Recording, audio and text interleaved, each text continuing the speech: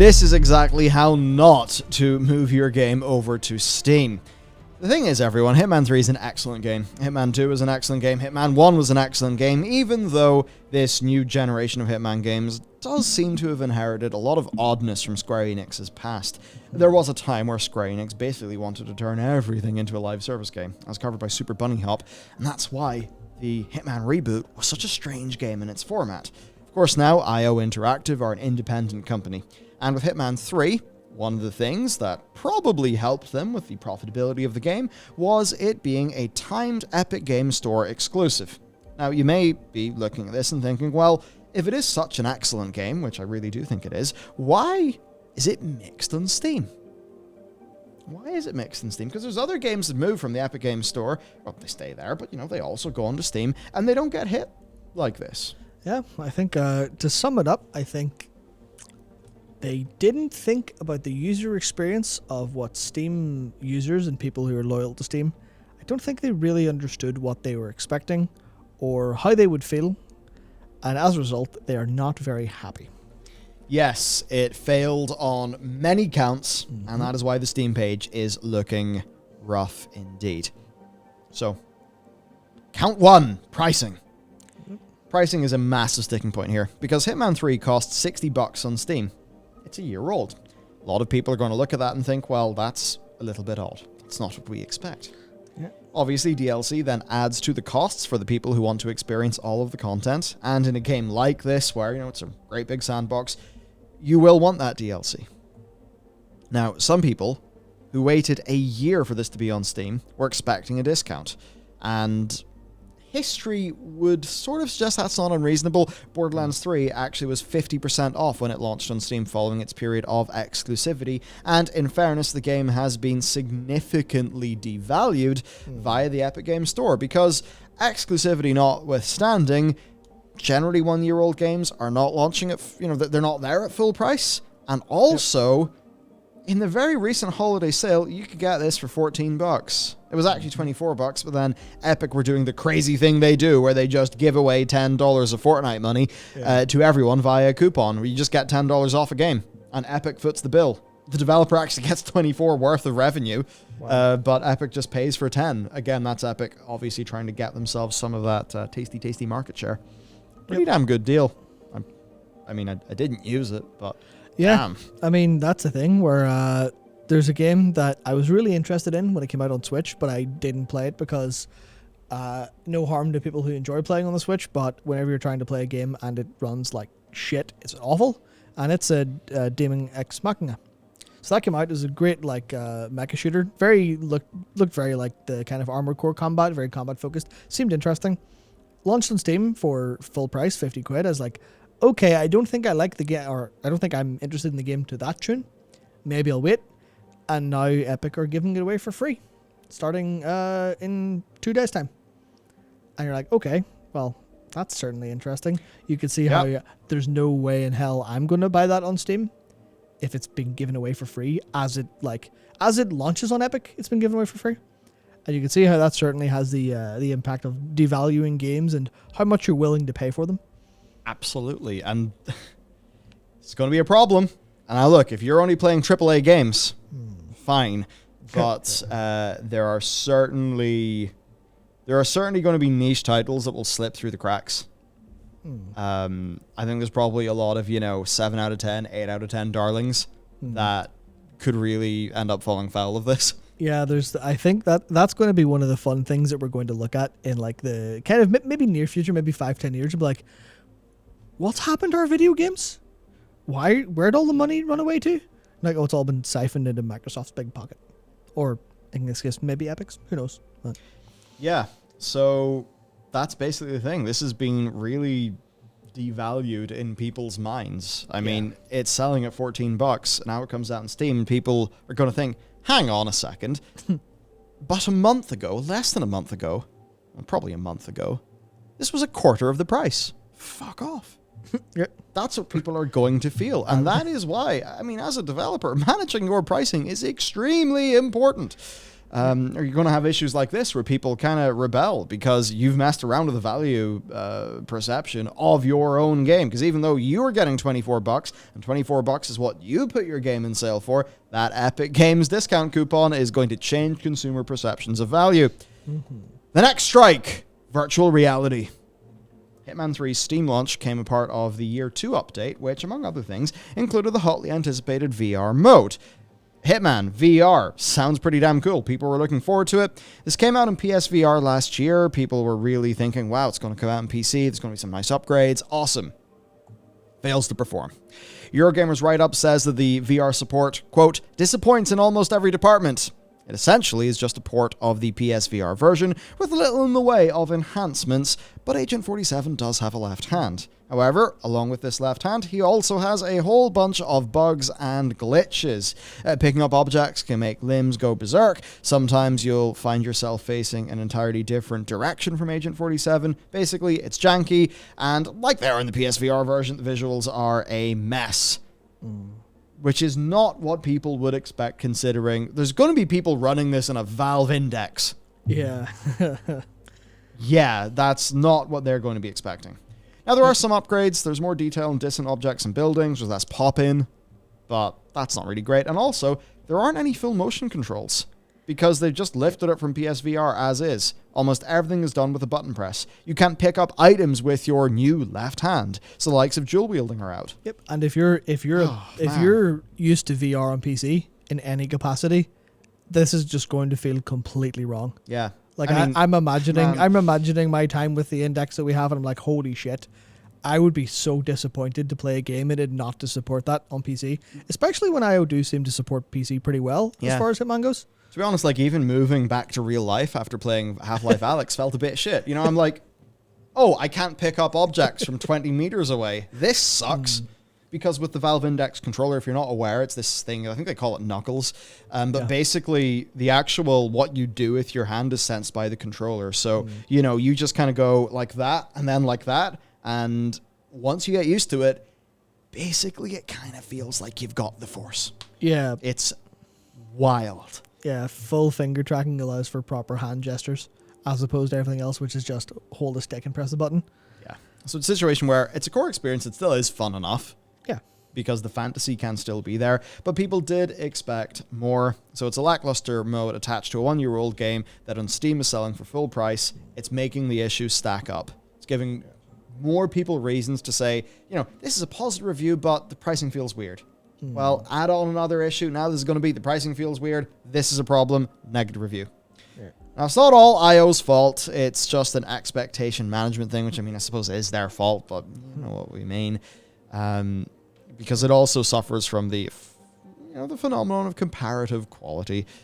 Even with all of these above issues, like, and a few more in the PC version, Hitman 3 does stand head and shoulders above many other PSVR experiences. But the thing is, that's not what PC players are used to. Yeah. Especially at this stage. Yeah, it effectively was, what's the saying? Big fish, little pond? So then when the big fish of Hitman and the little pond of PSVR moves into the world of big boy VR, it's nowhere near as big comparatively. And then we'll just get gobbled up by something like, Boneworks, Alyx, any of those games. Yeah, so here's some of the aforementioned bizarreness that Dan here is experiencing. So got that going on. So player reaction then. Well, this World of Assassination trilogy, which is amazing. I highly recommend it. Seriously, this concern aside, they're so good. They're so good. I mean, it's sometimes hilarious because it's such a sandboxy, systemy game. I'm sure you all remember the, I don't know if you've seen this, Matt, the just the humongous pile of bodies in the Paris level because, you electrify a pond and then all the guards just stupidly walk out and, they just walk over the pond and die, and it's a bit stupid. But some of that just madness is, I mean, it really is exactly what the people who, they don't just play a Hitman game for completion, run through it once. This is the people who play the same map 50 times and know every single intricacy. Yeah. The Hitman maps are beautiful puzzle boxes. So it is a fantastic game.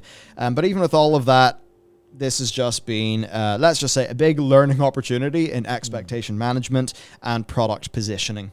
You know, how you position your product to customers is vitally important. Yeah. I mean, a really good example, Dying Light 2. Yep. You know, whenever people felt like that was being positioned as a 500-hour game, a lot of people went, no, please. not everyone. We got loads of comments in our videos. People are like, I loved being there. I love playing this game. I love my time in this world. I was happy to do the collectibles just because it was giving me, you know, the process of completing it, like getting 100%, just gave me more reasons to be in this world. And like, man, I totally get you. That's sweet. Yep.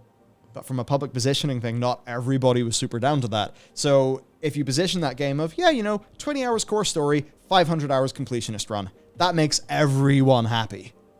But just the 500, great example of positioning kind of funking up what some segments of a player base feel about a product. And I think this is a similar thing going on. A bit more tricky, though, because this ties to revenue. And then there's going to be the people thinking, hang on, is this a double dip? Is this you really trying to capitalize on how I waited for a year to get this game? And I'm going to be more, price insensitive. Well, actually, I'm price sensitive. Maybe it's going to be that. Yeah, I mean, I think that's the thing you kind of look at if you look of like the kind of the worst thoughts here, which is, oh, you're treating this like it's exclusivity fully and it's on a different platform. So you're kind of hitting the reset button on what it's worth and everything like that. So, hit the reset button. This is a whole new realm of users excited to experience Hitman 3 for the first time. Of course they're going to pay... was it $80 for the full trilogy? You're like, that's a fair point, but it's within the PC ecosystem and the rules are different. Yeah. Whereas you could do this jumping from Switch to PC or from Switch to like a PlayStation platform, you could do that fine. But this is just a case where, especially for like loyal Steam users and not the ones who will go and like, because the people who really love Hitman are substantially more likely to go and get it where it is. Yes. But the people who kind of like Hitman or like Hitman a lot, obviously, there's some people who will love Hitman but really be a Steam loyalist. But I imagine, generally speaking, this is a user base that cares more about Steam than Hitman. And they're going to say, oh, we're Steam users and we feel like we're being attacked for our choice of platform. That does not feel good. We're pissed off about this. And, likely they've been loyal to IO before. Now they're like, well, is this how we're going to be treated? And it's just not. I think one of the things that people who look at things from a top-level view need to understand, I think this is extremely important in the world that we live in, is there's base reality, sort of objective reality, and I think in objective reality, this game is worth $60 as a game, in isolation with nothing else. Don't think about any of the context of this video. Just Hitman 3, if you like Hitman games, worth that amount of money. $80 for the whole trilogy? That is a absurd value proposition for an excellent trilogy of games. But people are not calculators. This is what I keep on thinking when I look at some of the WoW, systems design stuff that had happened in the past. It's like, people ain't calculators. The thing that matters to a person is not reality as you see it from a top-level view. It is their emotional reality, because that's actually what they bloody well experience. And in this case, $14, $60, I feel bad. I feel like I am stupid and a patsy for buying this, or maybe that's actually not the definition of patsy, whatever. No, I feel like a fool. Yeah. And they're going to think, okay, cool, I'll just wait 6 months until it, inevitably is deeply discounted in Steam then. Yep. And, of course, maybe that negative sentiment boosts them or kicks them away from the franchise. Possibly. I think that's the one of the most unfortunate things that can possibly happen in, I think, any sort of creative environment, where this game rightfully, based on what I've seen, seems like it should be very much celebrated. But the business side of it has been mishandled a little bit. The user experience outside the game has been mishandled, and then we've got a problem. Always could be tricky, though. I mean, look, IO are spending their own money of their independent company, so maybe a few things have changed. But that said, I think for core Hitman fans, it probably is a good thing that IO are spending, or are an independent company, very broadly speaking. Oh, of course. To rocket through the other stuff, because this is just exactly what happens in general, and it's kind of boring to me at this stage, but just so that people know, yes, the subreddit was temporarily closed because of negative sentiment surrounding the game's Steam launch. According to a moderator, it was closed because of a mixture of targeted harassment and a security breach that affected the team's ability to moderate the subreddit effectively and safely, meaning that Hitman 3 does join Halo Infinite and Battlefield 2042 in the pantheon of games that had their subreddits closed recently. Yeah. And there's really not much else to say about that because we could talk the bloody thing to death and I don't think we'd get anywhere of use. Indeed. So, that's it for now. Overall, what's our takeaway? I think it is that public positioning of a game is really important, that value propositions have got to be filtered through the emotional reality of the people who will be actually experiencing that storefront with their eyes in the full context of how much did this game cost last month. This should be pretty damn simple and pretty obvious, but I think business people can often have a little bit of a divide from, they're not frontline. They don't see the consumer's perspective. That's the story. Yep, and I think it's a harbinger of what I think is generally a little bit of bad news. I think this has been the case for a while now, but bad news? Yeah. On this channel? Oh no! My point here is basically that you can't just make a great game and be like, job's done. Because you're creating a product, you're creating a full, opening or choosing to buy the box till the credits roll and beyond experience. So it's unless you're an indie who's selling purely based on that and can just fire yourself on Game Pass or just go, it's about a tenner, that'll do. If you're developing these more expensive things, then you're fighting with you're fighting with giants who are optimizing every part of the experience outside of the game. And it's unfortunate that a great game with a kind of slightly per user experience business sense can lose out to a game that's substantially worse but has that user sense, and that's why I say it's bad news. I think it's bad news for the idealistic form of gaming we had in the day, where it was just, this game's good, there you go. This game's good, it's got a box price, it's on the shelf, buy it. Unfortunate. I am so glad that we're in the indie space and therefore have the price flexibility that indies have. Definitely. Obviously, I think that sort of thing is that's our publisher's thing to deal with. But you can look at Fellow Traveler and see how they price games in general, and it's just one of those things with indie games. You can price super flexibly based on how much content you have, right? How much game you're giving to people. Is this a $9.99 game, a $15.99 game, whatever, Yep. Whereas in AAA space, they just seem to be like, we must make a $60 game. That's it. And it's funny that there's been a few notable exceptions of times where the AAAs have been okay to make a $40 game, and people have generally been like, hang on. Whoa. Great. Because Star Wars Squadrons? Yeah. It's like they made a cheaper game and people were happy. Mm-hmm. And it probably meant that they didn't have to make as much game and they didn't need to inefficiently allocate their capital in order to bloat a game up to be, technically $60 on paper. And if they sold Star Wars Squadron for $60, let's be real, probably too much. So I think that just shows how price flexibility in AAA really should happen, and I think would be very good for customers. Yep, absolutely. But anyway, that's it for us. Have a great day, everybody. This video there, or maybe it's there. No, it's likely going to be like here. It could be here. No, like here. Here? It'll be here. The video will be here to click. Click it here. Yeah, there's content everywhere. Don't go to that dreaded sidebar with other people's videos. No. So unless there are other videos. But there you go. Yeah. I joke. Have a great day, everybody. From the two of us, goodbye. We will see you next time.